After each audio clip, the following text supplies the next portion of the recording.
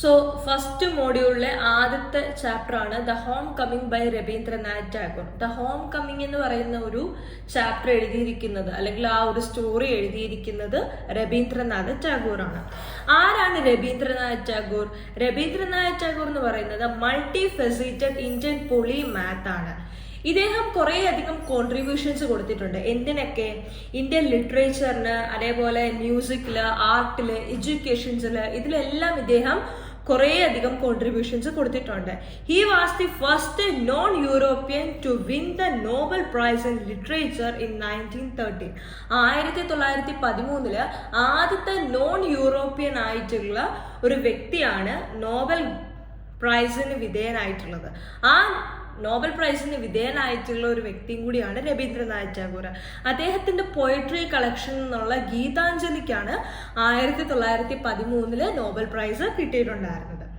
പിന്നെ അദ്ദേഹത്തിന്റെ കുറെ കാര്യങ്ങളൊക്കെ ആയിരുന്നു, അതൊന്നും വേണ്ട. പിന്നെ അതിനകത്ത് ലാസ്റ്റ് വരുന്നത് most of his stories explore the themes of human relationships highlighting the complexities of love, familial bonds and social obligation. So basically അദ്ദേഹം എഴുതുന്ന ഒരു കഥയ്ക്ക് അല്ലെങ്കിൽ അദ്ദേഹത്തിന്റെ ഒരു കഥ അല്ലെങ്കിൽ കവിത എന്തും ആയിക്കോട്ടെ, അതിനൊരു തീമുണ്ട്.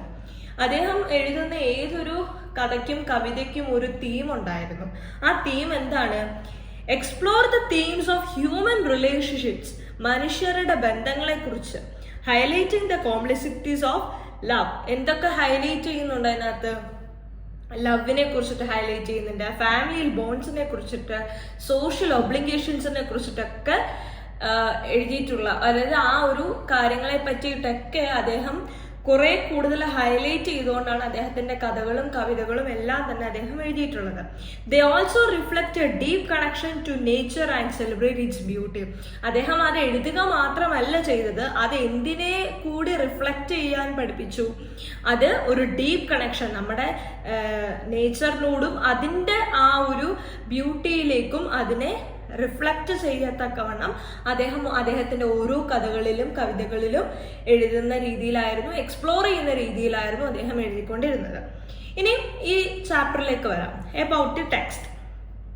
The story homecoming recounts the tragic tale of Phatik. So ഇതിനകത്തൊരു ക്യാരക്ടർ ഉണ്ട്, ഫാത്തിക് എന്നാണ് അവന്റെ പേര്. അവന്റെ ലൈഫിലെ ഒരു ട്രാജിക് ടെയിൽ, അതായത് കുറെ ട്രാജിക് ആയിട്ടുള്ള ഇൻസിഡൻസിനെ കുറിച്ചിട്ടാണ് ഈ സ്റ്റോറി പറയുന്നത്. അപ്പൊ story the home coming is the tragic tale of ഫാത്തിക്.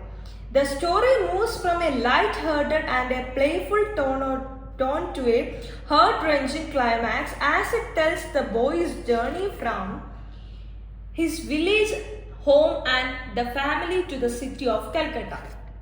അപ്പൊ എന്താണ് പറയുന്നത്? സ്റ്റോറി എവിടെ നിന്ന് എവിടേക്കാണ് വരുന്നത്? ഒരു ലൈറ്റ് ഹേർട്ടഡ് ആയിട്ടുള്ള ഒരു പേഴ്സന്റെ ലൈഫ്, അതായത് ഒരു ലൈറ്റ് ഹേർട്ടഡ് ആയിട്ടുള്ള ഒരു കുട്ടിയിൽ നിന്ന് playful tone to a heart wrenching climax, ഒരു ഹൃദയം ഇങ്ങനെ വല്ലാതെ ഇങ്ങനെ ഇതാകുന്ന രീതിയിലുള്ള ഒരു ട്രാജിക് ഇൻസിഡന്റ് വരുന്ന രീതിയിലാണ് ഈ കഥയുടെ ഒരു മൂവ്, അതായത് കഥ പോകുന്നതേ അങ്ങനെയാണ്. As it tells the boy's journey from his village home and family to the city of Calcutta.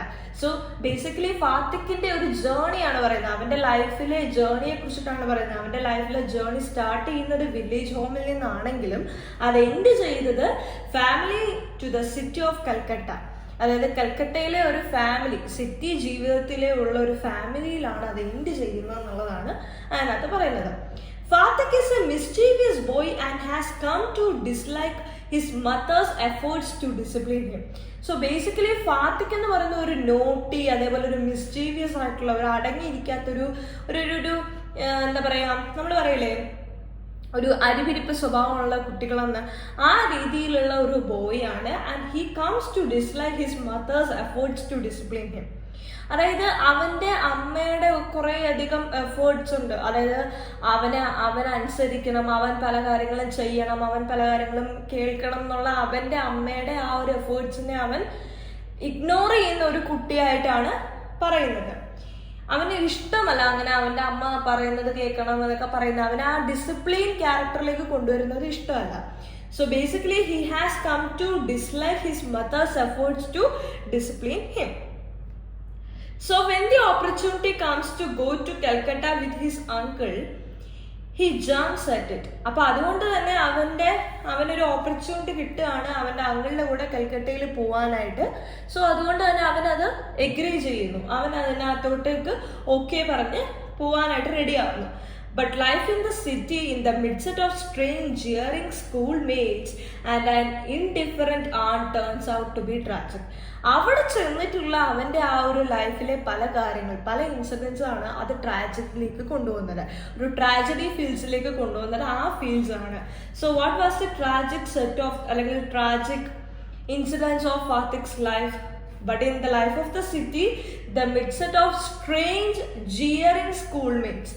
ജിയറിംഗ് എന്ന് പറഞ്ഞ പരിഹാസം, അതായത് അവൻ്റെ സ്കൂൾമേറ്റ്സിൻ്റെ പരിഹാസങ്ങളും അതേപോലെ തന്നെ ആ ഒരു സ്ട്രേഞ്ച് ആയിട്ടുള്ള ക്യാരക്ടറും അവൻ്റെ ആണ്ടിൻ്റെ ഇൻഡിഫറൻ്റ് ആയിട്ടുള്ള ഒരു ക്യാരക്ടർ, വല്ലാത്തൊരു എന്താ പറയുക ദേഷ്യം പിടിച്ച് അങ്ങനെ ഒരു ടോണും ഒക്കെ ആയിട്ട് അവനെ ഭയങ്കര അസ്വസ്ഥനാക്കുന്നു.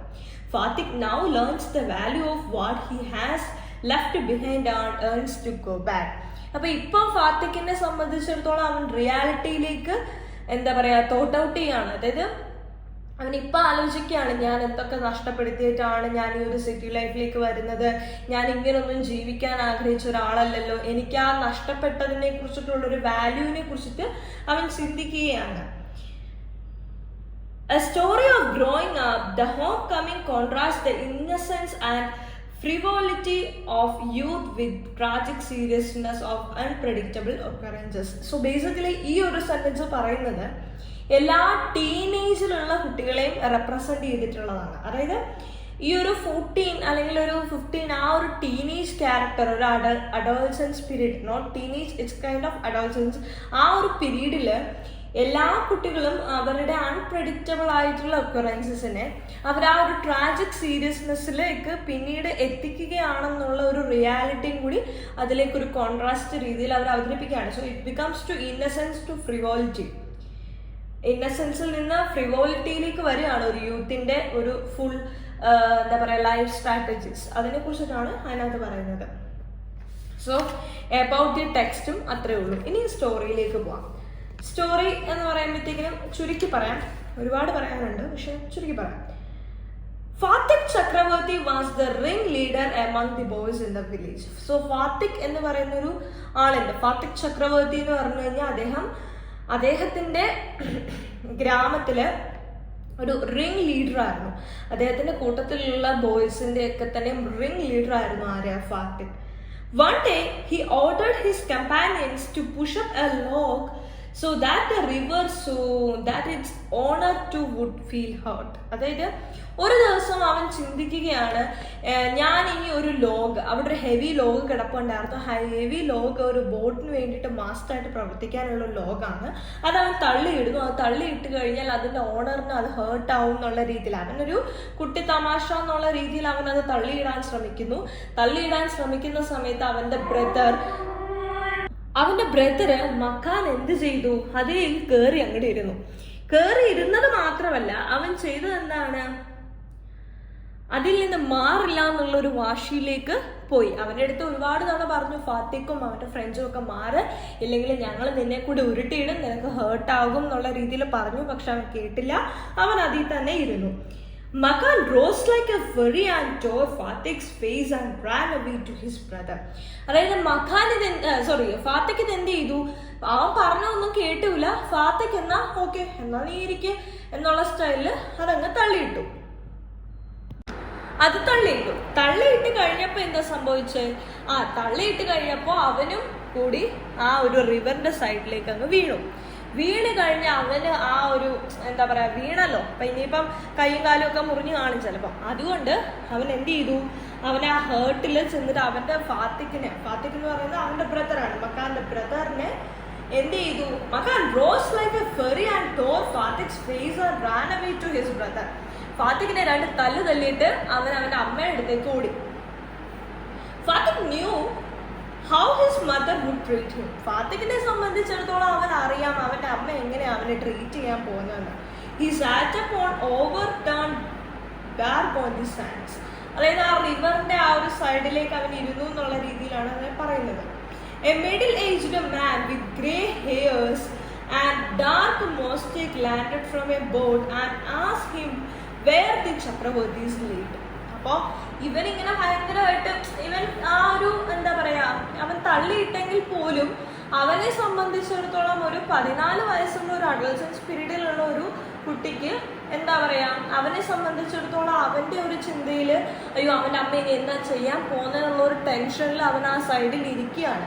അപ്പൊ അങ്ങനെ ആ സൈഡിൽ ഇരിക്കുന്ന സമയത്ത് പെട്ടെന്നൊരു middle aged man with grey hairs and dark moustache landed from a boat, ഒരു ബോട്ടിൽ നിന്ന് ലാൻഡ് ചെയ്യുകയാണ്. എന്നിട്ട് അവൻ്റെ അടുത്ത് ചോദിക്കുകയാണ് എവിടെയാണ് ഈ ചക്രവർത്തിമാര് ജീവിക്കുന്നത്, താമസിക്കുന്നത്. Fatik waved his hands and said over there. His next answer was go and find out. അവന്റെ കൈ തട്ടി മാറ്റിയിട്ട് അവൻ എന്ത് പറഞ്ഞു, നിങ്ങൾ വേണേ പോയി കണ്ടുപിടിക്കുന്നുള്ള രീതിയിൽ അയാൾ എടുത്തു പറഞ്ഞു. പക്ഷെ ഈ പറയുന്ന ആളുണ്ടല്ലോ, അതായത് middle aged man with grey hairs and dark moustache landed from a boat, ആ ഒരു ക്യാരക്ടർ എന്ന് പറയുന്നത്, ആ ഒരു ആളെന്ന് പറയുന്നത് ഫാത്തിക്കിന്റെ അങ്കിളാണ്, ബിഷംബറാണ്. ബിഷംബറിന്റെ ഒരു ക്യാരക്ടറാണ് അവിടെ പറയുന്നത്. ബിഷംബർ എങ്ങനെയുള്ള ആളായിരുന്നു, ഒരു മിഡിൽ ഏജ്ഡ് മാൻ ആയിരുന്നു, ഗ്രേ ഹെയർസ് ഉണ്ടായിരുന്നു, ഡാർക്ക് മൊസ്റ്റേക്ക് ഉണ്ടായിരുന്നു. അയാൾ ബോട്ടിൽ നിന്ന് വരുന്നു, എന്നിട്ട് ഫാത്തിക്കിന്റെ അടുത്ത് ചോദിക്കുകയാണ് എവിടെയാണ് ചക്രവർത്തിമാര് താമസിക്കുന്നതെന്നുള്ള രീതിയിൽ. പക്ഷെ അന്നേരവും ഫാത്തിക്കിന് അറിയില്ലല്ലോ ഇത്, ഫാത്തിക്ക് അവന്റെ മുഖത്തേക്കൊന്നും നോക്കിയിട്ട് പറയണില്ലല്ലോ. When he came home, his mother began to beat him and scold him severely. അപ്പോൾ അയാൾ വീട്ടിലേക്ക് വന്നു കഴിഞ്ഞപ്പോഴത്തേക്കിനും അയാളുടെ ആ ഒരു എന്താ പറയുക, അവൻ വീട്ടിലേക്ക് വന്നപ്പോഴത്തേക്കിനും അവൻ്റെ അമ്മ ഭയങ്കരമായിട്ട് അവനെ ശകാരിക്കുന്ന സെൻറ്റൻസൊക്കെ ടെക്സ്റ്റ് ബുക്കിലുണ്ട്. ടെക്സ്റ്റ് ബുക്കിൽ കുറേ അധികം ഇതുണ്ട്, നീ മഖാനെ എന്താ ചെയ്തത്, അപ്പോൾ മഖാനെ ഞാനൊന്നും ചെയ്തിട്ടില്ല എന്നൊക്കെ പറയുന്ന രീതിയിലുള്ള കോൺവെർസേഷൻസ് ഇൻ ബിറ്റ്വീൻ ടെക്സ്റ്റ് ബുക്കിൽ the home coming page number 3 suddenly the stranger entered the house. അപ്പം ഇങ്ങനെ ഓരോ ഇൻസിഡൻസ് നടക്കുകയാണ്. മഖാനെ ഞാനൊന്നും ചെയ്തിട്ടില്ല, അപ്പം മഖാൻ എന്ത് ചെയ്യുന്നു, ഇല്ല അവനെന്നെ തല്ലി എന്നുള്ള രീതിയിൽ പറയുന്നു. ഇങ്ങനെയൊക്കെ അവർ തമ്മിലുള്ള അടിപിടി നടക്കുമ്പോൾ പെട്ടെന്നൊരാൾ, ഒരു സ്ട്രേഞ്ചർ അവൻ്റെ വീട്ടിലേക്ക് വരികയാണ്. The mother fell upon his feet and greeted him കൊറീഡിയലി.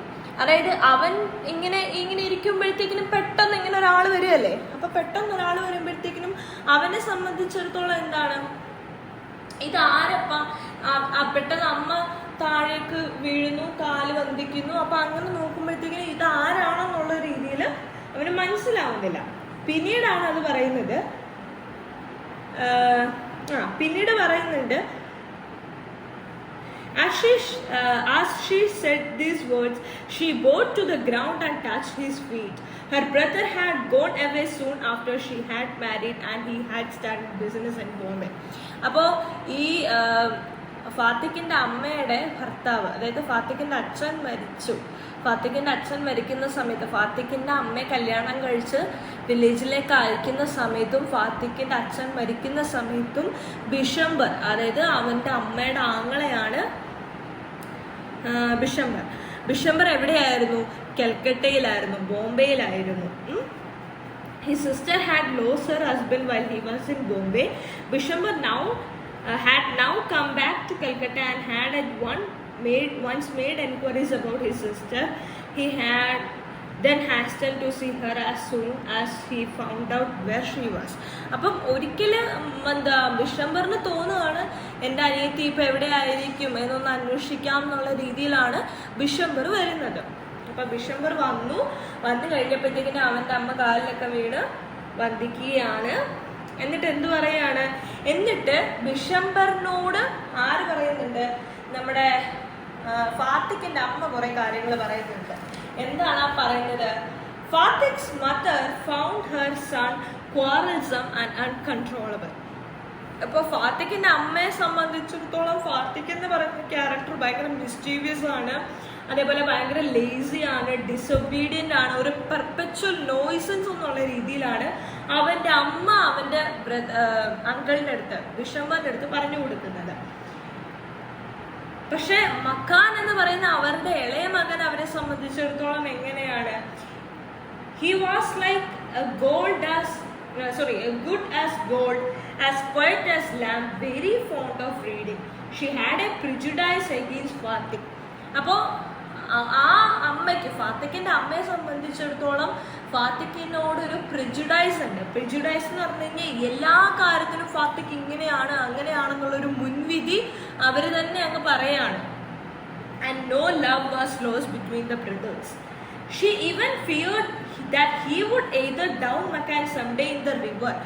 അപ്പൊ അവര് വിചാരിച്ചു ചിലപ്പോൾ അവർക്ക് ഒരു ഫിയർ ആണ്, അതായത് ചില സമയത്ത് ഇവന്റെ പ്രവർത്തികൾ കാണുമ്പോൾ അവർക്ക് തോന്നും മക്കാനെ ചിലപ്പോൾ ചില സമയത്ത് റിവറിലേക്ക് ഇവർ തട്ടിയിട്ടാലോ അല്ലെങ്കിൽ അവന്റെ തല എങ്ങാനും ഇവരുടെ ഫൈറ്റ് കൊണ്ട് ഇടിച്ചാലോ, അതേപോലെ അവൻ ഏതെങ്കിലും ഡേഞ്ചർ ആയിട്ടുള്ള കാര്യങ്ങളിലേക്ക് പോയാലോ എന്നൊക്കെയുള്ള ഈ ഒരു ഫിയർ, അവരുടെ ആ ഒരു കൺസേൺസ് അവര് ബിഷംബറിന്റെ അടുത്ത് പറയാണ്. അപ്പൊ ബിഷംബർ എന്താണ് പറയുന്നത്? ബിഷംബർ വാസ് ലൈക്ക് എന്നാ ഓക്കെ, ഞാൻ ഇവരെ കൊണ്ട് കൽക്കട്ടയിലേക്ക് പോയേക്കാം എന്നുള്ള രീതിയിൽ അവർക്ക് വാക്ക് കൊടുക്കുകയാണ്. അപ്പൊ he was Vishambhar, her brother. Before going back, Vishambhar promised to take Fatik to Calcutta.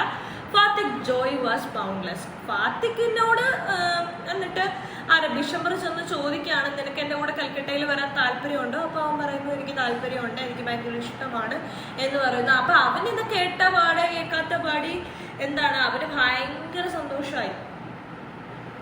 അവന്റെ ആ ഒരു സന്തോഷത്തിന് അതിരുകളില്ലാത്ത രീതിയിലും അത്രയ്ക്ക് സന്തോഷമായി. പക്ഷേ എന്താണ്, when he left home, he bequeathed to Makan in perpetuity his fishing rod, his big kite and his marbles. അപ്പൊ ഇവൻ പോവാൻ നേരത്ത്, കൽക്കട്ടയിലേക്ക് പോവാൻ നേരത്ത് ഇവൻ എന്ത് ചെയ്തു, ഇവന്റെ കയ്യിലിരുന്ന ആ ഒരു മാർബിളും അതേപോലെ അവൻ പറത്തി വിട്ടിരുന്ന ആ കൈറ്റും ഫിഷിംഗ് റോഡും ഇതും എല്ലാം കൂടെ മക്കാനോട് അവൻ കൽക്കട്ടയിലേക്ക് പോവല്ലേ, അപ്പൊ അവനോട് ഒരു ചെറിയൊരു സ്നേഹം, ഒരു വല്ലായ്മ, ഒരു സ്നേഹം തോന്നിയിട്ട് അവൻ എന്ത് ചെയ്തു, ഇതെല്ലാം കൂടി മക്കാന് കൊടുക്കുകയാണ്. അത് എങ്ങനെയാ കൊടുത്തിരിക്കുന്നത്? പെർപെച്വേറ്റ് ആയിട്ടാണ്, അതായത് ഫോർ-എവർ, എന്നേക്കുമായിട്ടാണ് അവൻ കൊടുത്തിട്ട് പോകുന്നത്. Calcutta did not hold a rosy future to Fatik. ഫാത്തിക്കിനെ സംബന്ധിച്ചിടത്തോളം കൽക്കട്ട എന്ന് പറയുന്നത് ഒരു റോസി ഫ്യൂച്ചർ അല്ല. His aunt was much displeased. A village lad of 14 was an unpleasant burden to a mother of 3 boys. അവരുടെ ബിഷംബറിന്റെ ഭാര്യയെ സംബന്ധിച്ചിടത്തോളം, ഫാത്തിക്കിന്റെ ആണ്ടിനെ സംബന്ധിച്ചിടത്തോളം അവർക്ക് ഓൾറെഡി 3 ആൺകുട്ടികൾ അഡോളസൻസ് പീരീഡിൽ 14 ഏജിൽ അവന്റെ ആ പ്രായത്തിൽ തന്നെ ഉണ്ട്. അവർക്ക് 3 മക്കള്. അവരെ നോക്കാൻ പറ്റാത്ത ഒരു സിറ്റുവേഷനിലാണ് അവർ നിൽക്കുന്നത്. അത്രയ്ക്കൊരു വല്ലാത്ത രീതിയിൽ അവരുടെ ആ ഒരു നോട്ടിയും അതേപോലെ അവരുടെ ആ ഒരു ബിഹേവിയർ ഒക്കെ കൊണ്ട് അവർ ഫെഡപ്പായിട്ട് നിൽക്കുന്ന സമയത്താണ് ബിഷംബർ കേട്ട പാതി കേൾക്കാത്ത പാതി ഈ ഫാത്തിക്കിനെ കൂടെ അങ്ങോട്ട് കൊണ്ടുവരുന്നത്. അപ്പോൾ അവരെ സംബന്ധിച്ചിടത്തോളം ഈ 14 ഇയർ ബോയ്സ് എന്ന് പറയുന്നത് ഒരു ഗ്രേറ്റ് നോയിസൻസ് ആണ്. അപ്പോൾ അവൻ എന്ത് ചെയ്തു, അവൻ അങ്ങോട്ടേക്ക് വരികയും അവൻ്റെ ആൻറ്റിയുടെ പ്രവർത്തനങ്ങൾ കണ്ടിട്ട് അവൻ ഭയങ്കര സെൽഫ് കോൺഷ്യസ് ആയിട്ട് ബിഹേവ് ചെയ്യാണ്. പെയിൻഫുള്ളി ഒരു സെൽഫ് കോൺഷ്യസ് ആയിട്ട് അവൻ ബിഹേവ് ചെയ്യാണ്. അവന് ആ ഒരു 14 ഇയർ ഉള്ള ഒരു ബോയിയെ സംബന്ധിച്ചിടത്തോളം അവൻ്റെ പാരഡൈസ്, അവൻ്റെ ഒരു ലോകം എന്ന് പറയുന്നത് തന്നെ അവൻ്റെ വീടാണ്. പക്ഷെ അവന് എന്നേക്കുമായിട്ടുള്ള ഒരു രീതിയിലല്ലേ കൽക്കട്ടയിലേക്ക് വരുന്നത്. ഇത് അടുത്ത വെക്കേഷൻ ആവുന്നിടം വരെ അവന് തിരികെ വില്ലേജിലേക്ക് പോകാൻ പറ്റില്ല. സോ അതുവരെ അവൻ ഇവിടെ തന്നെ നിൽക്കണം. To live in a strange house with strange people is a little short of torture. അവനെ സംബന്ധിച്ചിടത്തോളം ഇങ്ങനെ ഒരു പുതിയ നാട്ടില് പുതിയൊരു വീട്ടിൽ വന്ന് നിൽക്കുമ്പോൾ അവനെ സംബന്ധിച്ചിടത്തോളം വില്ലേജ് എന്ന് പറയുന്നത് എപ്പോഴും പറന്ന് നടന്നൊരു സംഭവമാണ്. പക്ഷെ അവൻ ഇങ്ങോട്ടേക്ക് വന്നപ്പോഴത്തേക്കിനും അതൊരു ടോർച്ചറിങ് രീതിയിലാണ് അവന് ഫീൽ ചെയ്യാൻ തുടങ്ങിയത്. എന്തുകൊണ്ടാണ് അങ്ങനെ ഒരു ടോർച്ചറിങ് ഫീൽസ് ഉണ്ടായത്? അവൻ്റെ ആണ്ടിൻ്റെ ഭയങ്കരമായിട്ടുള്ള ഒരു ആംഗ്രി ആയിട്ടുള്ള മാഡ് ആയിട്ടുള്ള ബിഹേവിയർ. കാര്യം അവരെ നമുക്ക് കുറ്റപ്പെടുത്താൻ പറ്റില്ല. കാര്യം അവർക്ക് ഈ പ്രായത്തിലുള്ള 3 കുട്ടികളുണ്ട്, അവരെ നോക്കണം. അതിനോടൊപ്പം തന്നെ ബിഷംബർ ഒരു റെസ്പോൺസിബിൾ ക്യാരക്ടർ എന്നുള്ള രീതിയിലാണ് അവിടേക്ക് ഫാത്തിക്കിനെ കൊണ്ടുവരുന്നത്. പക്ഷെ ഇവന് ഈ ഒരു ആണ്ടിന്റെ ബിഹേവിയർ കണ്ടിട്ട് ഭയങ്കരമായിട്ട് ബുദ്ധിമുട്ടുണ്ടാക്കുകയാണ്.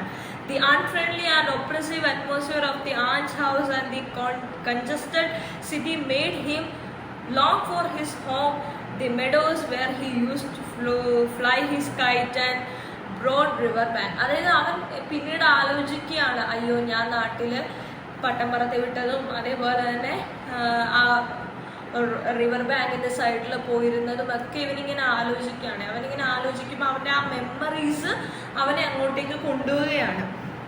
The memory of his companions over whom he was despot of the secret love to his mother.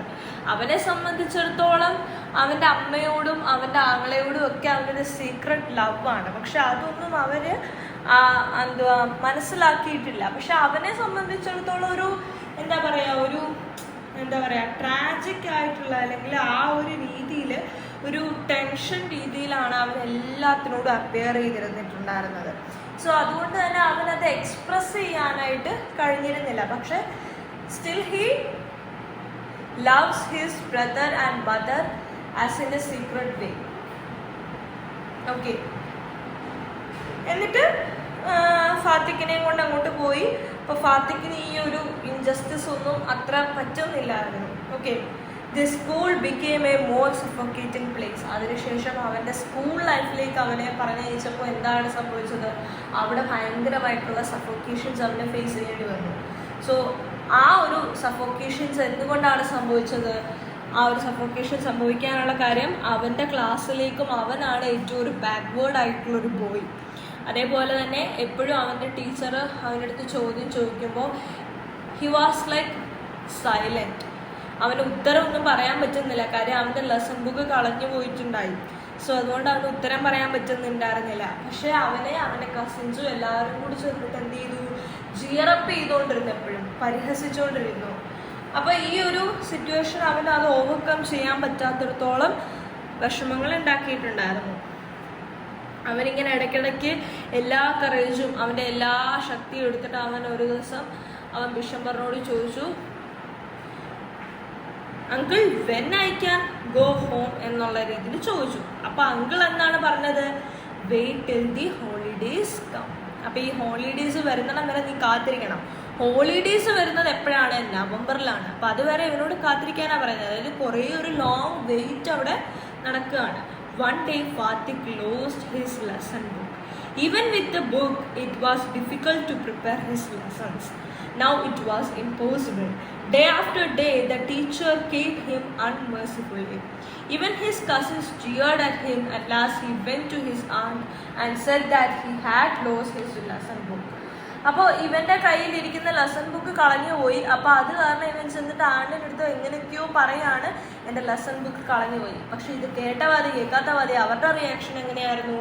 U great clumsy country lout, she shouted, shall I buy a new book 5 times a month for you? ഞാൻ എല്ലാ മാസവും 5 തവണ നിനക്കൊരു book മേടിച്ച് തരണോ എന്ന് ചോദിച്ചു. 5 തവണ ഒരു ബുക്ക് ഒരു മാസം നിനക്ക് ഇത്രയും തവണ മേടിച്ചു തരണോ?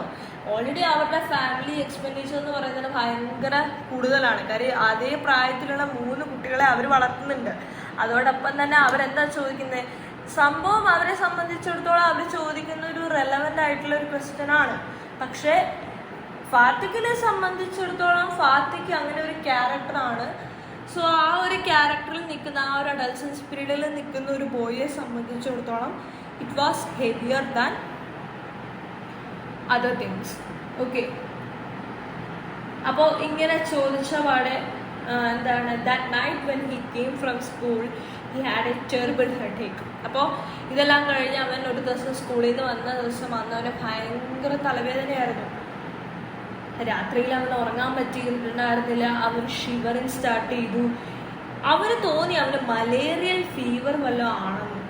പക്ഷെ അവൻ ഇതെന്താ അവൻ്റെ ആൻറ്റിൻ്റെ അടുത്ത് പറയാൻ പോയില്ല. കാര്യം അവരെ സംബന്ധിച്ചിടത്തോളം അവനൊരു നോയ്സൻസ് ആയിട്ടുള്ള, അവൻ ഭയങ്കര ഒരു ബേർഡൻ ആയിട്ടുള്ള ഒരു ക്യാരക്ടറാണ് അവരെ സംബന്ധിച്ചിടത്തോളം. സോ അവർക്കൊരു ബേർഡൻ ആവണ്ട എന്നുള്ള രീതിയിൽ ഫാത്തിക്ക് അവരുടെ അടുത്ത് പറഞ്ഞില്ല.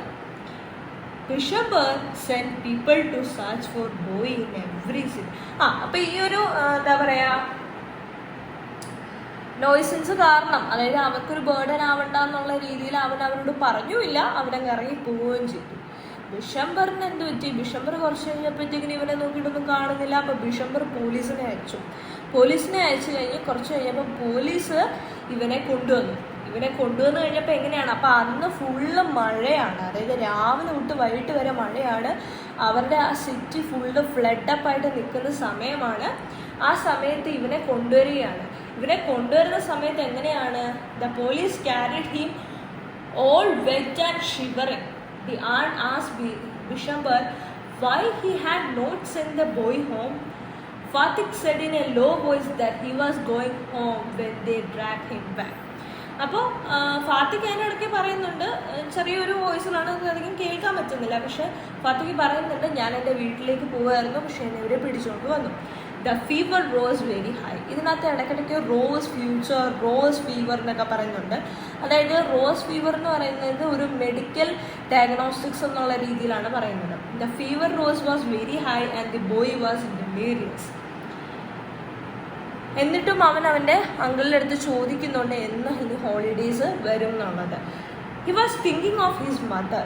അവൻ എപ്പോഴും ചിന്തിച്ചുകൊണ്ടിരുന്നത് അവൻ്റെ ആ അമ്മയെക്കുറിച്ചിട്ടായിരുന്നു. അവനെ അമ്മയെ കാണണം. അവന് ഒരുപാട് കാര്യങ്ങളിലേക്ക് ക്രേവ് ചെയ്യുന്നുണ്ടായിരുന്നു. എന്തൊക്കെയായിരുന്നു അവൻ്റെ അമ്മയുടെ ആ ഒരു ലവ്, അഫെക്ഷൻ, അറ്റൻഷൻ, ഇതൊക്കെ അവനെ സംബന്ധിച്ചിടത്തോളം ഒരു അഡൾസൻസ് പീരീഡിൽ ഹി ജസ്റ്റ് വാണ്ട് എവ്രിതിങ്. അതായത് അവന് ഒരു അറ്റൻഷൻ വേണം, അവന് ആ ഒരു ലവ് വേണം, ഇതൊക്കെ അവനുണ്ടായിരുന്നു. പക്ഷെ അവൻ്റെ ആ ഒരു ക്യാരക്ടർ കൊണ്ടിട്ട്, അതായത് ഒരു അഡൾസൻസ് പീരീഡിൽ ഇറ്റ്സ് കൈൻഡ് ഓഫ് ഒരുപാട് ക്യാരക്ടേഴ്സിലൂടെ കടന്നു പോകുന്ന ഒരു പീരീഡാണ്. ആ ഒരു സമയത്ത് അവൻ അങ്ങനെ ചെയ്തിരുന്നുവെങ്കിലും അവൻ ആ ഒരു അറ്റൻഷൻ സീക്കിങ് കിട്ടിയിട്ടുണ്ടായിരുന്നില്ല. വില്ലേജിൽ വെച്ചിട്ട് മക്കാനെ തല്ലി എന്ന് പറഞ്ഞപ്പോൾ തന്നെ ഫാത്തിക്കിൻ്റെ അമ്മയുടെ ആ ഒരു ക്യാരക്ടർ എന്ന് പറഞ്ഞു കഴിഞ്ഞാൽ ഭയങ്കര ഒരു വല്ലാത്തൊരു ക്യാരക്ടറായിരുന്നു. എന്തുകൊണ്ടാണ്, ഫാത്തിക്കിനെ സംബന്ധിച്ചിടത്തോളം അവൻ്റെ അമ്മ അവനെ ഫുള്ളൊരു തെറ്റിദ്ധാരണയിലായിരുന്നു കണ്ടുകൊണ്ടിരുന്നത്. പക്ഷെ അവന് ഡിസിപ്ലിൻഡ് ആയിട്ട് ഇരിക്കണം എന്നുള്ള അവൻ്റെ അമ്മയുടെ ആ ഒരു ക്യാരക്ടറിനോട് ആരും യോജിക്കുന്നുണ്ടായിരുന്നില്ല. ഫാത്തിക്കും യോജിക്കുന്നുണ്ടായിരുന്നില്ല. ഫാത്തിക്കിനെ സംബന്ധിച്ചിടത്തോളം അവൻ്റെ അമ്മ എന്താണ്, അവൻ്റെ അമ്മ അവനെ മനസ്സിലാക്കിയിട്ടുണ്ടായിരുന്നില്ല. ഒരു വല്ലാത്തൊരു ക്യാരക്ടറായിരുന്നു. പക്ഷെ always he look for her love and affection and attention. അത് കഴിഞ്ഞിട്ട് അവൻ്റെ അമ്മയെ കാണണം എന്നുള്ള ഒരു ആഗ്രഹവുമായിട്ട് അവനിങ്ങനെ കട്ടിലെ കിടക്കുന്ന സമയത്ത് sometimes he would raise his head and look for his mother.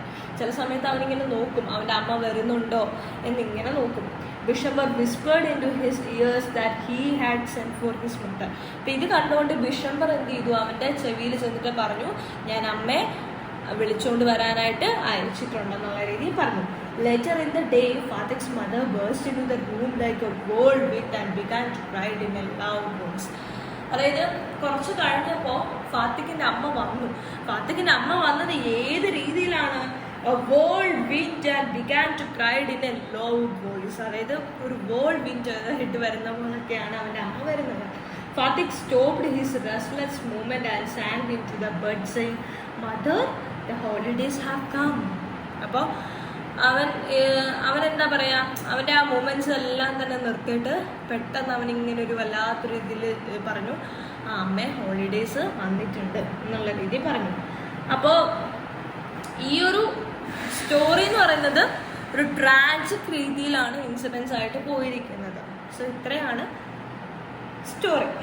Okay, അപ്പോൾ ഇതിനകത്ത് കൽക്കട്ടയിൽ, അതായത് കുറേ ക്യാരക്ടേഴ്സ് ഉണ്ട്. പിന്നെ അതേപോലെ തന്നെ കൽക്കട്ടയിലെയും അവൻ്റെ വില്ലേജ് ലൈഫിൻ്റെയും തമ്മിലുള്ള ആ ഒരു എന്താ പറയുക, അവൻ അനുഭവിച്ചിട്ടുള്ള ആ ഒരു ട്രാജിക് സിറ്റുവേഷൻസ് ഉണ്ട്.